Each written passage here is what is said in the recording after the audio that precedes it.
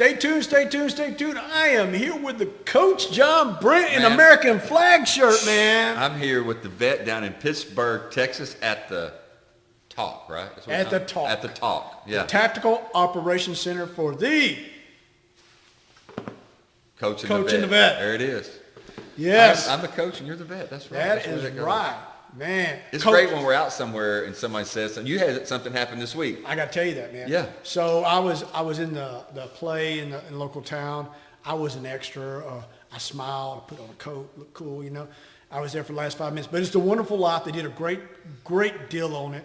They did a radio edition of the It's a Wonderful Life. Wow. It was pretty cool. My granddaughter, we took her, and she sat there. And she like Miss Violet. Oh, my God. She got a picture with her and everything. But when we was rehearsing, I came up there and one of the ladies that was, she would play George Bailey's mom, and she also played the tax auditor, the bank examiner is what it was called. And she goes, I know you. You're the vet from the Coach and the Vet. And I was like, really? Well, yes, that was cool. About 4 or 5 weeks ago, I was at the gym one day in Tyler at Elite, and a guy came up to me and was saying, we were talking about something, and he said, you still doing your podcast? I was like, yeah. He goes, yeah, I listen to that sometimes. I was like, wow, I didn't even have a clue. Yeah, and she goes, I watch most of them, but you tell that coach, if he don't get himself straight, I will come up there and spank him myself. I was like, done deal, man. Spank me, huh? Yep. Oh, boy. Yep. I think she'll yank a knot in your ass, to be honest Let's with you. do it. And so that was just a good feeling, and it's good to know people are checking us out and such. So, Coach, I thought we'd change it up a little bit today. We're going to talk about social media pet peeves. And the list is long. The list is long. And so I have a few of them, but I'll start out with my very first one. Go. Ladies, ain't no guy want to see your damn hands. None. When you're 20 years old and you show me your 85-year-old hands, I'm like, I just want to see something else. I'm sorry, that ain't doing it. And I'm not here to judge, but by God, get the damn hands. Nobody wants to see that you got a rock on there. Put the rock on the thing. Don't show me your fingers unless you got some model hands or something. But everybody shows me these 65. I'm like, my wife goes, how old is she? I said, she's only like 25, honey. She goes, there ain't no way in hell. She's in a nursing home. I'm like, I know. She wants to show us that she should belong in the nursing home. But nobody wants to see your damn hands. I mean, and I'll guess I've got a few, but one that makes me think about that is the new workout pants, sideways, back, butt view that we get on all the pictures now. Like I'm at the gym and, you know, they're turning it back and you're just seeing the butt outline. Your butt doesn't really like that, but you can kind of, I haven't tried it. Maybe we should try it. Maybe my butt will look bigger. I don't know. But they do it and I have to see everybody's butt. So I'm flipping through and about every 8th picture is a girl at the gym turned sideways with the camera behind them with the little butt and the legs kicked out. It's a pet peeve. It's like, I don't mind people working out. I love to work out. But, man, this new butt view thing is taking over. I got that disease called no acetol. No, I got it too. And I mean, I wear a belt to keep my britches from completely falling off my ass. And in the Army, I had suspenders on for the wet weather gear. I wore them half the damn time. Man, damn pants right up the crack of my ass because of that shit. Because I got no ass. So anyway, moving along. The next thing that I really have on here is you sit here and you'll have your page and people will come on your page and give their political opinion to your page. Now, I have the Coach and the Vet page where I will go fisticuff with anybody. Right.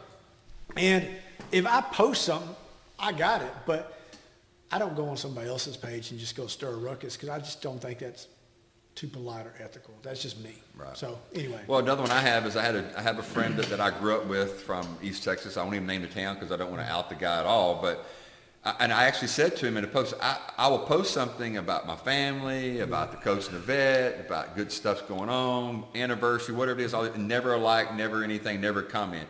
But the first time that I put something on there that's political, it's a lie. And it's opposite of you. And it makes you like, wait a minute, this is my page. And you come on my page. And I actually finally said to him in the comments this last week, when's the last time you ever just liked any of my photos from my kids? Do you like being my friend, or you just don't? If there's no reason you have to be. Now, my page is public, and it'll always be public. So there are times that people come on there that aren't. I've seen it from time to time. But when you have somebody that's actually grown up with you, and all they do is bash your opinion with their opinion, but don't even give a crap about you if your kid graduates high school. That's a Exactly. So I'll throw this out there. And in the military, we have those things called a certain rank's wife. Normally it's an officer's wife. And I had a sergeant major's wife come on there. And I've been a sergeant major for 13 years. So I kind of got that. I'd got that job down pretty good. I'm just throwing it out there. I mean, all my assessments were like, he is the baddest mother flipper we ever rated. I mean, what they said, I'm not lying. So anyway, after I retired, I ain't heard hide hair from damn sergeant major's wife that we were retired at the same equivalency, and then she comes on and tell me how to run my life. And I'm like, you don't say hi to my wife. Yeah. You don't, like you said, don't acknowledge my grandchildren. But that was important for you to tell me that shit, that I don't give a flying flock because you didn't inject yourself to being important in my life. Right. Moving along. So the next thing I got, Coach, is, when we were kids, you and I probably learned to dance out there at the country club. Oh. I am telling you right now, there is a ton of people in America that they never went to the country club right down here about a mile down the road because they sure the hell don't know how to dance. But they advertise that shit on freaking TikTok like we want to see you trying out for a cheerleader routine. I don't know what this shit here is. Hold on. And then I gotta shake my ass a little bit. Jesus, man, get that shit off there. Show me how to work on a car. Show me how to shoot a deer. Something cool. Yeah. But definitely, I just can't, I don't like that. I don't know. I don't know. One of the things that's been bugging me lately, and I don't know what's going on because I really haven't figured it out yet, but my wife and I be sitting on the couch watching TV, and we'll say, well, you know what? We need to think about getting somebody something for Christmas, and we'll name the brand. And we talk about the brand for a minute. We're going about our business. And 30 minutes later, I'll check my Facebook and start going through, and there's advertisements for the coats. There's advertisements for all this that you just talked about. Yes. That, wait a minute, I didn't even put Siri help me. Yep. I didn't even get on there and look it up. Who's listening to me, Vet? Coach, I'm just telling you this right now, is they're not just listening to you. They're reading your mind. I can sit here and think about my Mustang I'm working on. I'm like, I need to get some, I don't know, I need to get me a door hinge for this here, a striker. And I'm just thinking about it, and I will type it in once on Google to look, and then... You got some AI going on, huh? Man, those Chinese dudes are really good with this stuff right now. Well, and I don't have Siri in the house, Well, back to that, one of the things that it makes it even more of a peeve is when you actually do look something up. Yeah. Say, like, we're thinking about going to Broken Bow. We looked up cabins one day. Mm-hmm. Well, we decided, we're going to wait about 3 weeks to book one. Yep. For the next 3 weeks, every cabin in the world in Broken Bow and Airbus, all that was just They probably even sent you the bill and said, just sign here, Jeez, it's like you're bombarded with, you can't even just have a night and go, I'm going to see what's on the, it's going to take you over. So the next thing that is a pet peeve of mine, and I am partial on this, is I am a Dallas Cowboys fan. I've been a long time. But I got people that don't even know 3 people on their damn football team that'll come out and tell me how bad the Dallas Cowboys suck out of the blue. It can be on Easter. Dallas Cowboys suck. I'm like, who are you? What are you talking about? Who is your starting quarterback? Do you even know the wide receivers? Hell, the damn people on the team can't even name the wide receivers. Only the relatives can on the team, And I will get that. I get it more from Steelers fans than anybody else. And I'm like, Steelers, y'all should be proud. You won 6 Super Bowls. Shut the flock up. Can't win them all. And I'm like, man, don't hate us just because we're badass, But that there is just a pet peeve of mine. Not because they're attacking the Cowboys, because I look at it as, to be honest, I look at it at the same level as I look at my granddaughter who's 5. It's 5-year-old childish shit. So, but anyway, that's just me. Well, another one of mine is that you have you're on social media, you're doing your thing, you're just minding your business, and all of a sudden you'll get a message on the backside saying and it'll be Ian Griffin, and say, how are you doing? And you'll click on, good, man, what are you doing? Have you heard? Did I hear what? Did you hear about the new program from the federal government? These spam attacks that go through your messenger as a conversation with you. Yep. So I checked it out when I was tricking. I just started typing in stuff that made no sense. And there's just a script that goes down because they know how people answer. How are you doing? Doing good. How are you? Great. Have you heard this? No, I haven't. Well, good. Let me tell you. And it's just taking over your messages. And it's a spam. It's scammers. Well, rest assured, Coach, Ian Griffin ain't going to say, how you doing? Yeah. I mean, I'll say, hey, mother flipper, what's going on? Right. You know, or some shit like that, because that's how we talk in the Army, you know. So the other one I got is a pet peeve of mine is I've been known to get into some political conversations. We are the coach and the vet. We do those things, but I try to tie them to like political pages or the coach and the vet episode. But, you know, when we bring up something and then somebody brings up some batshit crazy shit from 20 years ago about, well, when your president was this, I don't care. I live in the now. I'm sorry. I can't change then. I can change it now because I can vote your mother flipper out. I can't change the past, you know. And back then, I hate to break the news to you, I was serving the country. I had to keep my mouth shut while you were sitting there running your mouth all the time. So, you know, that kind of pisses me off. So anyway, but that's just me. What else you got, Coach? Well, you're right. It's like any answer that you get from somebody when you're dealing with politics and you're dealing with some other side is, yeah, but what about Trump or what about George W., whatever. It's always that's the answer, or go straight to the racism because they don't want to actually have a conversation, so they throw those things at you, and it just drives me crazy. Another thing on social media that's recently pissed me off is I post stuff on my story where it just shows it for a second. I think it's like a 5-second thing, and it goes to the next photo. And if I'm cooking, I might put 4 or 5 of them on there. But there are some people that'll put 25 or 30 of them in a row. And so if you click on if you take it and you're just clicking on it to go to the next one, and you're just trying to get to the next person because one person is just taking over your freaking story because it's just, they do 30 or 40 of them in a row. They're Hillary. They're Hillary. They're Hillary. Oh they my need God, some attention. They do. They need to be stroked. And it's like, I think there should be a limit. You get 5 a day or something because sometimes it just takes over. So you want to see everybody's story, but you can't get through that one person. So one I got, and you brought it up just a second ago, Coach, is the infamous, and we have talked this a lot on the Coaching Event, the R word. The R word. And R word is not racing cars. It is racism and racist. And the R word in social media and in mainstream media is used to end conversations.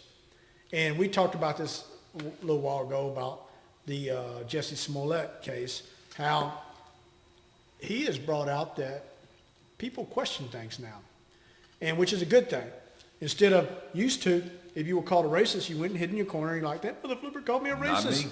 And now people in America have learned to say, shut the flock up. Not racist, but I think it's very childish that deuce of clubs comes out as a race card because, like I said the other day, it is no powerful than the deuce of clubs and spades. And no more. Where it used to be an ace, but it is none of that now. It is watered down because it was, but it has been watered down so much and it has been over bastardized so much that now everybody understands that the person normally calling that is probably the one that's either racist or two, they don't know the true meaning and they have nothing intellectual to bring to the conversation whatsoever. So they have to resort to that to hopefully they walk out with a win. And they hope that it ends the conversation. Whereas now using the R word has just only started the debate now. You go, tell me how that's racist. And I'll give you a good example is I am on a page that is called All We Talk About Sports. They do that for about 5 days, and then they throw in some racism stuff about Colin Kaepernick. And I'm like, aren't we talking about sports? Oh, you're racist for asking us to take this down. I said, no, dude, we just said we're just going to talk about sports. You know, a third-rate quarterback 20 years ago don't mean shit to me. I mean, it's like bringing up Elvis right now. I mean, he don't mean shit to me, you know, so why are we talking about him? Right. Well, you know, so. Well, and the racism stuff, you know, when I first got on social media a few years ago, it wouldn't bother me. It doesn't bother me a bit now because normally I understand this. If you're intelligent enough to have a conversation with someone, there's no two people the same. Even yourself and I, we debate the Cowboys, some of the stuff from the election, even Trump sometimes. and we don't get halfway through the conversation and throw out a word that tries to stop the conversation. Right. And that's what racism is. Let's stop the conversation because either you're making such a good point that I don't have a comeback, or you're not making any sense because you can't understand because you're not a certain color. Yep. Well, you know what? That's bullshit. And when I started calling it out, someone told me about a year and a half ago online that I have to finally pick a side. And I sat back and go, I'm not going to have to pick a side just based on a color or a gender. I'm going to sit on the top of the fence and go, you're right or you're wrong. Yeah. You're wrong and you're right. Based on the facts of the individual case, not based on my color, your color, anybody's color, but based on the fact of the actual argument. And when I decided to do that, it's almost like you say bullshit to it or cancel the cancel culture type mentality. And finally, they quit the mess. But you have to stand up to that crap. Social media has now, that's a good thing about it. It started out as a pet peeve, but now it's like I've seen people go, you know what? You can't call me racist because I'm not racist, and you can't make me racist. Yeah. Just because you think I'm racist because I don't believe in your merit, because I don't hold a Black Lives Matter flag or I don't hold so-and-so's flag, that makes me racist because my opinion is different. Yeah. And you know what? We quit doing it. So the pet peeve actually, I think, is turning the tide on some of that crap. And the Smollett crap just makes it even better for me to go, you know what? No, I don't have to believe someone just because they're gay or they're transgendered or they're black or they're Hispanic. I'm going to wait for facts to come in. That's what we got to do. So I got a couple other pet peeves. Give it to me. So the next pet peeve is very biased to me. I will say it is borderline biased. Is before the NFL season will ever start, you will have a crop of analysis that come out, and they will say that Aaron Rodgers is leading the MVP race in the NFL. Ain't even been a pass thrown yet. Hell, he may break his neck at the first of the year, but he is leading the MVP race before it even starts. Now, I will say, I can't stand that mother flipper. He has the whole rabbit in his pocket. That is a fact. He extorts the rules. We all know that. He likes to get 12 men on the field and all that other crap. And the next thing is with him, just because he owns freaking Chicago, don't mean that I have to like him. But he is a damn good quarterback. We watched the game the other night that when we were watching, my wife goes, I know you don't like him, and I don't like him either because he's a pompous SOB, but that's Aaron Rodgers. I'm like, I know. And then next time he gets the ball, he drives down for a touchdown. She goes, that's Aaron Rodgers. Yeah. I know.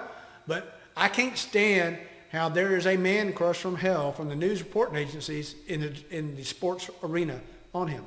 Let the season play out. Maybe we have a new one. Maybe you get that guy out of Cincinnati that surprises everybody. I don't know, Burrow.